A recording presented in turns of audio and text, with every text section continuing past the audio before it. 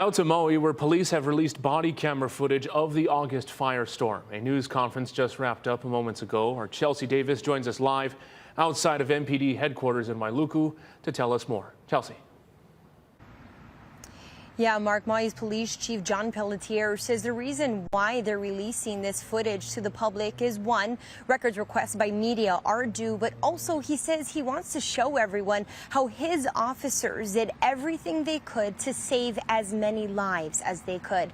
And again, we must warn you that some of the footage you're about to see may be traumatizing. Now, he says officers went door to door saving people in Lahaina, Kula, and Kihei on August 8th, as well as into the early morning hours of August 9th. He says officers took garden hoses to try to save homes, and some of them saved an entire group of people who were sheltering in place in a coffee store. One officer who was working and lived in Lahaina couldn't check in his own family to include his newborn baby. He did not know if they got to safety as he was helping other families evacuate.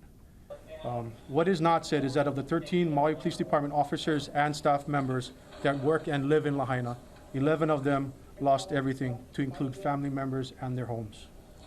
We can't forget our officer who lived in Kula, who lost his cottage and had his house burned by the Kula fire. So to say that the Maui Police Department did not do their due diligence to save lives is false.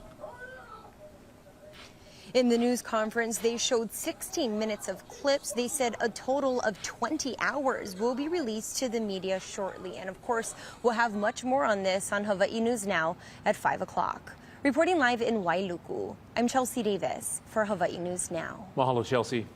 The list of